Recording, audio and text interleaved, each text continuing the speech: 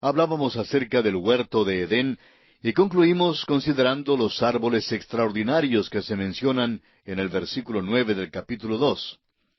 Y concluimos diciendo que estos árboles en el huerto de Edén eran tanto bellos como funcionales, es decir, prácticos. Esta tierra en la cual vivimos todavía retiene algo de aquella hermosura a pesar del hecho de que la maldición de la caída está sobre la tierra. Ahora brotan los espinos y los cardos, pero todavía podemos encontrar belleza aquí. Hace ya varios años, mi esposa y yo hicimos un viaje a la República Dominicana y tuvimos la oportunidad de visitar algunas ciudades en el interior del país. Mientras viajábamos por las carreteras, tuvimos la oportunidad de admirar la fantástica y fabulosa combinación de belleza natural que se encuentra en ese país. Pudimos admirar las altas palmas de coco, los árboles frutales, el verdor que cubría las montañas, las hermosas flores, todo formaba un conjunto de verdadera belleza natural. El panorama de veras que nos extasiaba. Pues bien, si a pesar de la maldición que ha caído sobre la tierra por el pecado del hombre, todavía podemos encontrar tanta belleza a nuestro alrededor, ¿cuánto más pudo existir en el huerto de Edén, amigo oyente? Debe haber sido un lugar bellísimo.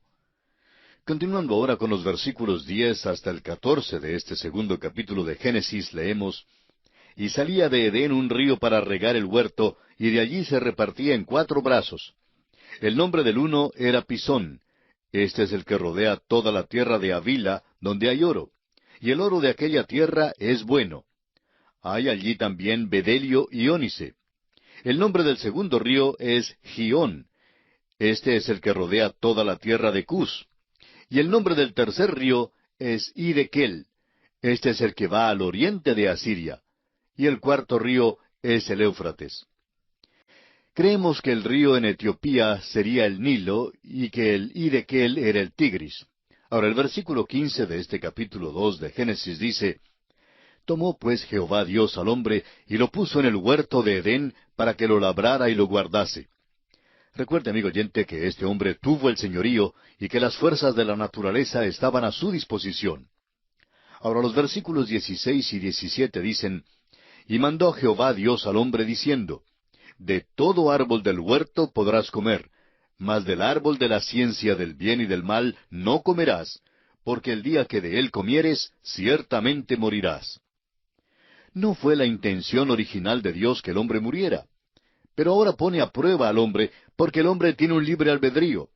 Y el privilegio siempre crea responsabilidad. Esa es una declaración axiomática en nuestros días. El hombre a quien se le ha dado un libre albedrío tiene que ser sometido a prueba para determinar si obedecerá a Dios o no. Hay una pregunta en cuanto al árbol de la ciencia del bien y del mal, y es si era o no venenoso. Personalmente creo que fue el mejor fruto del huerto. Pero el día que de él comieres, dijo Dios, ciertamente morirás. Y murió. Recuerde usted que el hombre es una trinidad, y fue condenado a morir de una manera triple. En realidad no murió físicamente, sino hasta 900 años después. Pero estaba sujeto inmediatamente a la muerte. Y la muerte significa separación. El día pues en que comió del fruto, él fue separado de Dios espiritualmente. Consideremos ahora la necesidad del hombre de una ayuda idónea. Los versículos 18 al 20 nos dicen lo siguiente: Y dijo Jehová Dios: No es bueno que el hombre esté solo. Le haré ayuda idónea para él. Jehová Dios formó pues de la tierra toda bestia del campo y toda ave de los cielos, y las trajo a Adán para que viese cómo las había de llamar, y todo lo que Adán llamó a los animales vivientes, ese es su nombre. Y puso Adán nombre a toda bestia y ave de los cielos y a todo ganado del campo, mas para Adán no se halló ayuda idónea para él. Amigo oyente, Dios tuvo un propósito cuando puso al hombre aquí en la tierra a solas por un período de tiempo. Él quiso mostrarle al hombre que le faltaba algo, que necesitaba de alguien que le acompañara. Créanos que Adán era muy inteligente porque les dio nombre a todos los animales que Dios había creado. Alguien ha dicho que cuando Dios le trajo a Adán un elefante, le dijo: ¿Qué nombre le pondremos a este? Y que Adán le contestó: Bueno, parece ser más un elefante que cualquier otra cosa. Y supongo que así le pareció. Pero le faltaba un ayudante, es decir, alguien que pudiera ponerse de acuerdo con él y que le respondiera. En otras palabras, necesitaba un ayudante como su contraparte, su otra mitad. Un hombre es solo un medio hombre hasta cuando se casa. Y eso es muy importante entender. Ahora, no estamos aquí para promover el matrimonio, pero diríamos que el matrimonio es la intención de Dios, tanto para hombres como para mujeres, y que la mujer debe responder a su marido. Veamos ahora lo que Dios hizo. Leamos los versículos 21 y 22 de este capítulo 2 de Génesis. Dice así: Entonces Jehová Dios hizo caer sueño profundo sobre Adán, y mientras éste dormía, tomó una de sus costillas y cerró la carne en su lugar. Y de la costilla que Jehová Dios tomó del hombre, hizo una mujer y la trajo al hombre. Ella fue tomada de Adán, de la costilla de Adán. El doctor Matthew Henry dijo: Dios no la tomó de la cabeza para que no fuera superior a él, ni del pie para que le fuera inferior, sino que la tomó de la costilla para que fueran iguales. Y ese es exactamente el propósito de Dios. La mujer debe ser la media naranja. Y es exactamente lo que Dios quiso decir cuando dijo: las casadas estén sujetas a sus propios maridos. Quiere decir responder. Usted, amigo oyente, es la otra mitad de su esposo. Él, por su parte, es solo medio hombre. Créanos que Eva era bella. Cualquier mujer que veamos hoy que tenga algo de belleza, la ha heredado de la madre Eva. No hay ninguna belleza que ella no tuviera. Era una muñeca, era la media naranja de Adán. Ahora los versículos 23 al 25 nos dicen lo siguiente: Dijo entonces Adán: Esto es ahora hueso de mis huesos y carne de mi carne. Esta será llamada varona, porque del varón fue tomada. Por tanto, dejará el hombre a su padre y a su madre, y se unirá a su mujer, y serán una sola carne. Y estaban ambos desnudos, Adán y su mujer, y no se avergonzaban. La palabra para la mujer en el hebreo es muy similar a la palabra para hombre. Hombre es ish, y la mujer es ishsha. Y son muy parecidas. Ella es la otra parte del hombre y debe responder al hombre. Esa es la razón por la cual Dios dispuso que el hombre llevara la delantera. Creó al hombre primero. Creó a la mujer para que le siguiera, y es el hombre quien debe ser el agresor. Dios aún lo hizo físicamente capacitado para que fuera el agresor, y la mujer la que responde. No me diga que una esposa ha de amar a su esposo. Dios no dice esto. Dios dice que debe responderle. Si el esposo le dice a ella: te quiero, ¿sabe usted lo que pasará? Pues ella le responderá enseguida: te quiero. Y es porque ella debe responderle. Cuando un hombre dice hoy que su esposa es fría, y de vez en cuando alguien lo dice, que su esposa es fría, eso deja ver que él realmente no es el esposo que debe ser. Si es buen esposo, ella responderá, porque él es quien debe llevar la delantera. Fíjese usted que el esposo está sujeto a la esposa en el sentido de ser responsable por ella, y él no está más bajo el control del padre ni de la madre. Ahora notamos aquí que ambos estaban desnudos y no se avergonzaban. Creemos que estaban cubiertos con un tipo de luz de gloria. Creemos que este es el relato más hermoso y más fresco de la creación de la mujer y del hombre. Esta era una pareja que Dios realmente unió. Ahora Dios ha dado algunos principios para que su pueblo los obedezca. Dios ha dado el matrimonio a la raza humana, pero es una de las cosas de la cual los hombres están tratando de deshacerse hoy día. Rompamos sus ligaduras y echemos de nosotros sus cuerdas, dice el Salmo 2, versículo 3. ¿Qué es lo que trata de hacer el hombre? Trata de deshacerse de Dios, amigo oyente, porque Dios es quien estableció el matrimonio.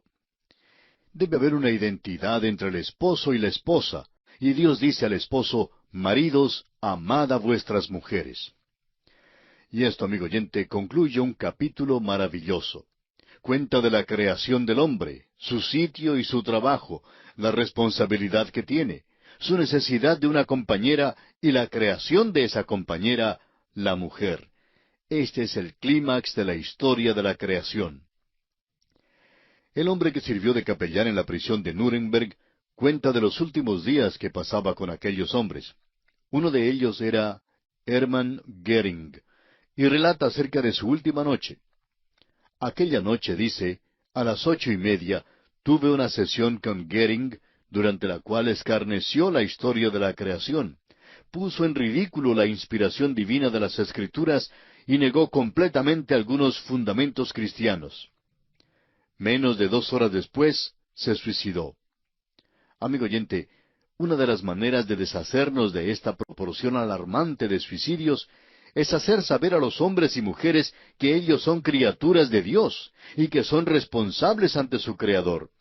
¿Cuán importante es eso? La creación de la mujer fue una creación indirecta, porque Dios la tomó de la costilla del hombre y lo hizo así para revelar la verdad de que ella es parte del hombre y que ella es su media naranja, es su contraparte y su complemento. Y esto nos lleva ahora al tercer capítulo del libro de Génesis. Pero antes de abandonar el capítulo 2, hagamos un breve resumen de lo que hemos visto en este capítulo 2. Hemos visto el parentesco del hombre con Dios. Hemos visto también la adoración de Dios por parte del hombre, la comunión del hombre con Dios, el servicio del hombre para Dios, la lealtad del hombre hacia Dios, la autoridad del hombre dada por Dios, y la vida social del hombre dada por Dios y para Dios. Ese, amigo oyente, es el gran mensaje del capítulo 2 del libro de Génesis. Y ahora sí pasamos a considerar el capítulo 3. Este capítulo es uno de los capítulos más importantes en la Biblia. El Dr. Griffith Thomas llamó al capítulo 3 el punto fundamental de toda la Biblia. Si usted lo duda, trate de leer los capítulos 1 y 2. Omita luego el capítulo 3 y siga leyendo los capítulos 4 y los demás, y se dará cuenta que hay un vacío grande que debe ser llenado. Algo ha pasado entre los capítulos. En Génesis capítulo 1 y capítulo 2 encontramos al hombre en inocencia. Todo es perfección y hay una comunión entre Dios y el hombre. Tan pronto como comenzamos a leer el capítulo 4 del Génesis y continuamos leyendo hasta el capítulo 11, encontraremos los celos, el homicidio, la ira, la mentira, la maldad, la corrupción, la rebelión y el juicio. De modo que surge entonces la pregunta, ¿de dónde vino todo esto? ¿Dónde comenzó? ¿Dónde se originó el pecado? No creemos que se originara en el capítulo 3 del Génesis, pero en cuanto a los hombres, aquí es donde comenzó. Alguien ha dicho también en cuanto al capítulo 3 de Génesis lo siguiente: aquí derivamos de su fuente muchos de los ríos de la verdad divina. Aquí comienza el gran drama que se desarrolla en la escena de la historia humana y que unos 6,000 años no han completado todavía. Aquí encontramos la explicación divina de la presente condición caída y arruinada de nuestra raza. Aquí aprendemos de los inventos astutos de nuestro enemigo, el diablo. Vemos aquí la total impotencia del hombre para caminar en la senda de justicia cuando la gracia divina se le niega. Aquí hallamos el efecto espiritual del pecado, el hombre tratando de huir de Dios. Aquí discernimos la actitud de Dios hacia el pecador culpable. Aquí notamos la tendencia universal de la naturaleza humana de cubrir su propia vergüenza moral por un artefacto obra de sus propias manos. Aquí se nos enseña la provisión gratuita que Dios ha ofrecido para suplir nuestra gran necesidad. Aquí empieza aquella maravillosa corriente de la profecía que corre por todas las Escrituras. Aquí aprendemos que el hombre no se puede acercar a Dios a menos que se acerque por un mediador. Hasta aquí esta declaración. Amigo oyente, deseamos considerar este capítulo a fondo. Estamos pasando todo este tiempo en estos primeros capítulos porque consideramos que son de vital importancia, y en ellos Dios abarca mucho terreno dentro de una breve declaración de hechos. Aquí en la primera sección está puesta en escena la tentación del hombre. El versículo 1 del capítulo 3 dice: pero la serpiente era astuta más que todos los animales del campo que Jehová Dios había hecho, la cual dijo a la mujer: ¿con qué Dios os ha dicho, no comáis de todo árbol del huerto? Llegamos ahora a la pregunta del porqué de la tentación. Tenemos que volvernos a los capítulos 1 y 2 y encontramos que el hombre fue creado inocente, pero no fue creado justo. Ahora, ¿qué es la justicia? La justicia es la inocencia que ha sido sostenida ante la tentación. La tentación o desarrollará la inocencia o la destruirá. hace una de las dos cosas. El huerto de Edén no fue un invernadero, ni el hombre una planta de invernadero. El carácter ha de ser desarrollado y sólo puede ser desarrollado ante la tentación. Por eso el hombre fue creado un ser responsable, y era responsable de glorificar, obedecer, servir y estar sujeto al gobierno divino. El hombre no se creó a sí mismo, fue Dios quien lo creó. Ahora, Dios no fue arbitrario en su mandamiento. Recordará usted, amigo oyente, que Dios había dicho al hombre que no debía comer del árbol de la ciencia del bien y del mal, porque el día que de él comieres, dijo Dios, ciertamente morirás. Ahora, ese no fue el único árbol del cual podían comer. Pudiera haber sido un mandamiento muy arbitrario si al no permitirle al hombre comer de aquel árbol, éste hubiera muerto de hambre. Pero nos dice que había una abundancia de árboles que llevaban mucho fruto, y el hombre no tenía necesidad alguna de comer de aquel árbol de ninguna manera. Fíjese usted que aquí el hombre aparece en la escena como una criatura responsable. En este capítulo encontramos, pues, la tentación y la caída. En el primer versículo se nos presenta la serpiente. Luego surge la pregunta, ¿de dónde vino la serpiente? ¿Y cómo entró en el huerto de Edén? Bueno, no nos dice cómo es que llegó allí, simplemente nos informa que está allí. Es que la palabra de Dios omite mucha de esta información, pero fue una criatura que podría servir de instrumento de Satanás y fue usada. La palabra de Dios no nos informa que Satanás usó una criatura escurridiza. La serpiente de aquel entonces debe haber sido una criatura hermosa.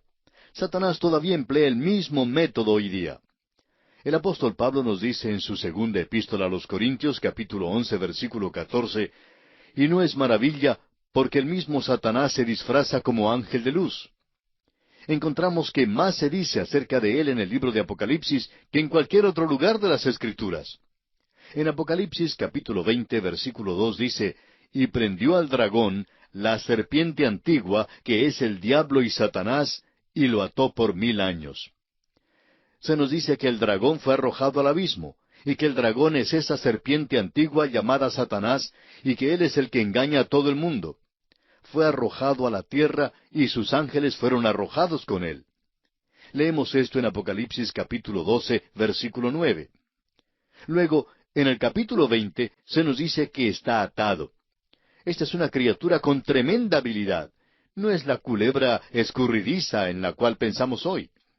Ahora aquí no tenemos ningún registro de su origen de ninguna manera. No queremos ser dogmáticos, pero al llegar en nuestro estudio a Isaías capítulo 14 y a Ezequiel capítulo 28, creemos que en esos pasajes se nos da el origen de esta criatura y también se nos explica cómo es que llegó a ser la criatura que es. Ahora, ¿por qué se le acercó la criatura a la mujer? ¿Y por qué no se le acercó al hombre? Génesis capítulo 3 versículos 2 y 3 dicen lo siguiente, «Y la mujer respondió a la serpiente, Del fruto de los árboles del huerto podemos comer, pero del fruto del árbol que está en medio del huerto, dijo Dios, no comeréis de él, ni le tocaréis, para que no muráis». Ahora vemos que la mujer no fue creada primero, y recibió su información de parte del hombre. Dios había dicho a Adán cuando lo creó, que podía comer de todo árbol del huerto, menos de éste. La mujer escuchó su información de parte de Adán. Por tanto, la serpiente se le acercó a la mujer primero. Francamente, creemos que la mujer fue creada de una manera más fina que el hombre, pero a la vez es más susceptible a este tipo de cosas que el hombre. Creemos que la mujer realmente tiene una naturaleza que es más curiosa que la del hombre. Está más inclinada a investigar las cosas nuevas y después de inmiscuirse, entonces guía al hombre a aquellas cosas. La serpiente, Satanás, por supuesto sabía lo que hacía. Fíjese usted lo que hizo. Empleó un método muy sutil para llegar a este punto. Le hizo una pregunta a Eva que creó una duda en cuanto a la palabra de Dios. Provocó su curiosidad y le hizo surgir una duda en cuanto al amor, la bondad, la justicia y la santidad de Dios. Luego, fíjese usted que ella repite el mandamiento de Dios, pero añade algo. Ella añadió, ni le tocaréis. No hallamos en ninguna parte que jamás Dios hubiera dicho que no tocaran el árbol. Sin embargo, ella menciona estas palabras.